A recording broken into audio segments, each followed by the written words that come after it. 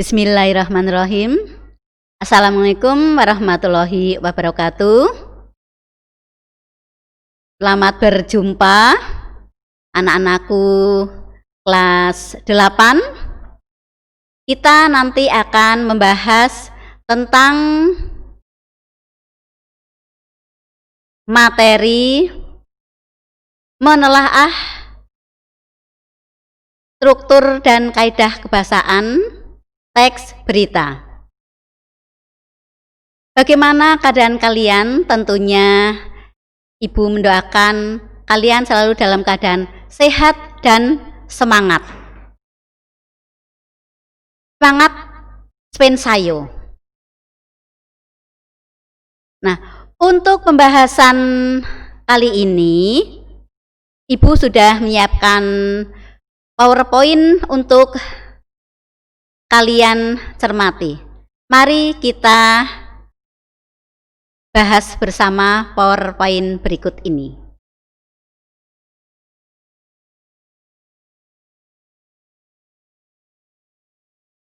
Untuk materi tentang menelaah struktur dan kaidah kebahasaan teks berita, itu indikatornya supaya tercapai tentang kompetensinya. Nanti kita akan menemukan isi berdasarkan struktur teks berita. Kita juga akan menemukan unsur bahasaan teks berita.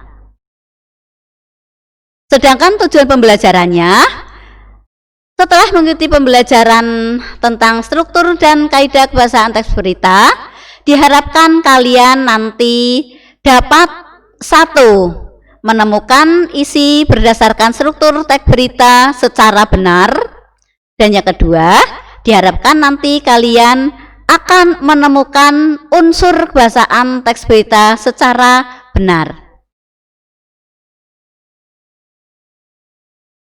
Di sini Ibu akan membahas tentang pengertian struktur. Nah, pengertian struktur adalah sesuatu yang dibangun dengan pola tertentu. Nah, perlu kalian ketahui bahwa struktur teks berita adalah pola penyusunan suatu berita.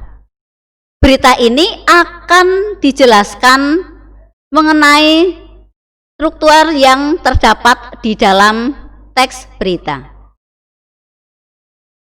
Sedangkan struktur teks beritanya itu terdiri dari judul berita, teras berita atau lead atau kepala berita atau pembuka. Yang ketiga mengenai tubuh berita atau isi berita, dan yang terakhir adalah ekor berita atau penutup. Mari kita bahas satu demi satu, yaitu judul berita. Setiap berita harus mempunyai judul, karena judul menggambarkan inti pentingnya berita.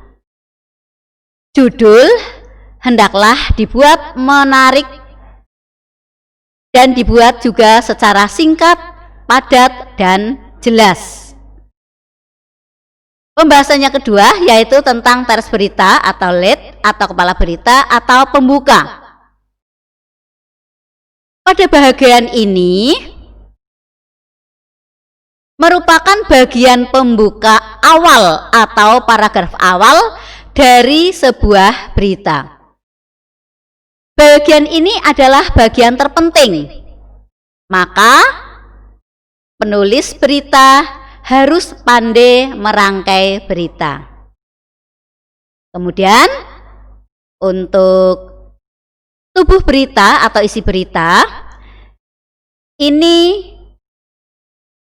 di dalamnya terdapat informasi penting atau inti daripada berita.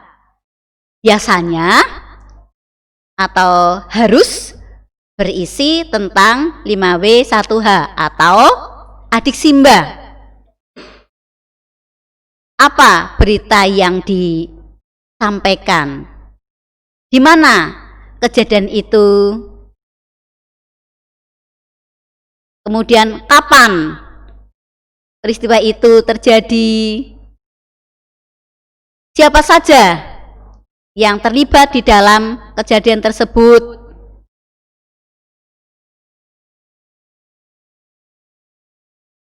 Lalu mengapa bisa terjadi? Lalu bagaimana kelanjutannya atau penyelesaiannya? Itu tentang isi daripada tubuh berita. Berikutnya tentang ekor berita atau penutup. Ekor berita itu merupakan bagian penutup yang isinya bisa berupa sebuah informasi penutup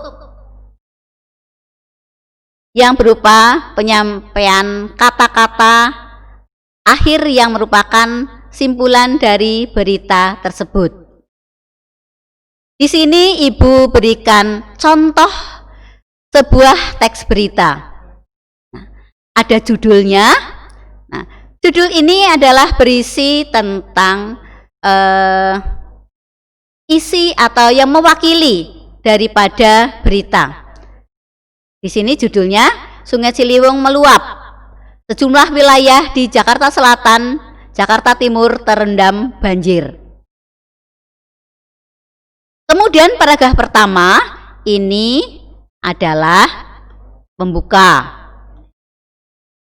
Sedangkan paragraf kedua, ketiga, dan keempat ini adalah contoh daripada isi berita yang di dalamnya tercakup adik Simba.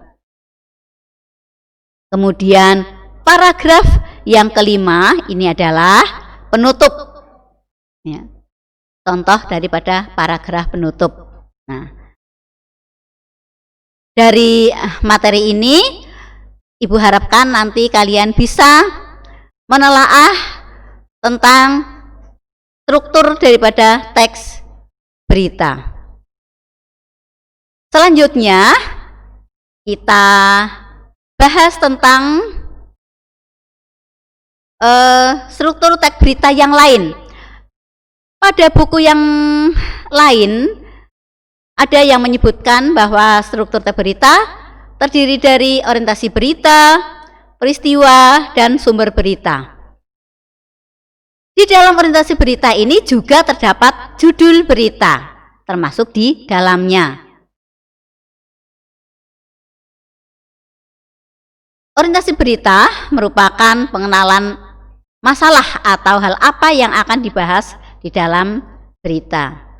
Kemudian peristiwa, yaitu struktur ini menceritakan tentang kejadian yang terdapat pada peristiwa atau hal yang ingin dibahas secara rinci dan berurutan. Sedangkan yang ketiga, sumber berita ini biasanya terletak di bagian awal berita atau pada akhir berita. Ini penjelasan selain tadi struktur berita yang lain. Berikutnya kita lanjutkan tentang kaidah kebahasaan teks berita. Kaidah kebahasaan yang digunakan dalam teks berita adalah sebagai berikut. Menggunakan verba transitif, yaitu verba yang dapat diubah ke bentuk pasif. Ini contohnya bisa kalian baca sendiri. Ini contoh daripada verba transitif. Berikutnya adalah verba pewarta.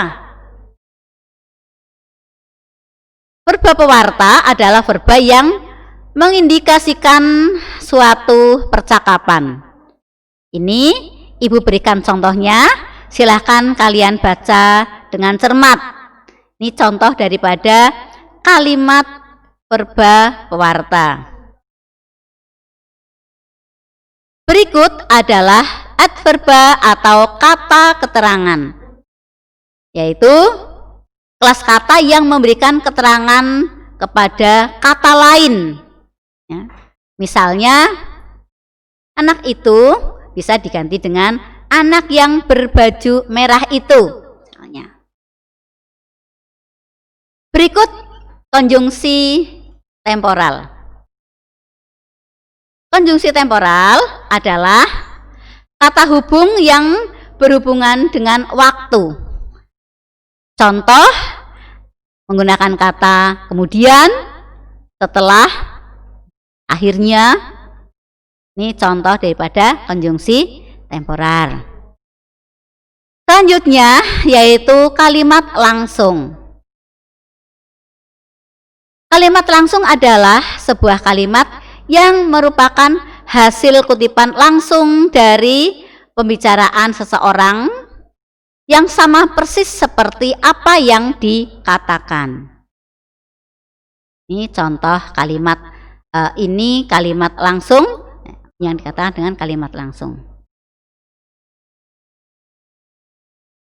Kemudian kalimat tidak langsung.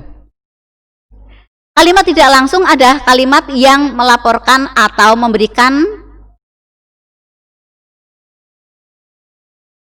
perkataan orang lain dalam bentuk kalimat berita.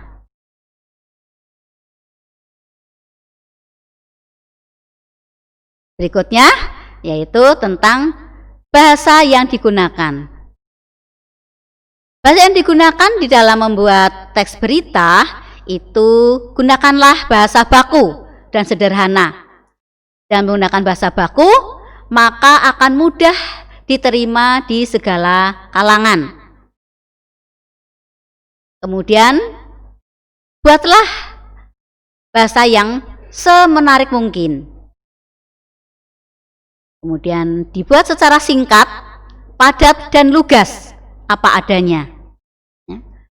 Kemudian komunikatif, sehingga akan terjalin hubungan antara si penulis berita dan pembaca berita. Kemudian juga dibuat secara netral atau objektif. Tidak dibuat-buat. Tidak memihak ke yang lain. Nah, demikian untuk materi yang kita bahas pada pertemuan kali ini. Ibu minta setelah pertemuan kali ini kalian bisa belajar kembali, kemudian mengulas kembali sehingga nanti kalian bisa benar-benar bisa memahami tentang materi yang telah kita bahas bersama. Terima kasih, tetap semangat, spensayo, yes. Wassalamualaikum warahmatullahi wabarakatuh.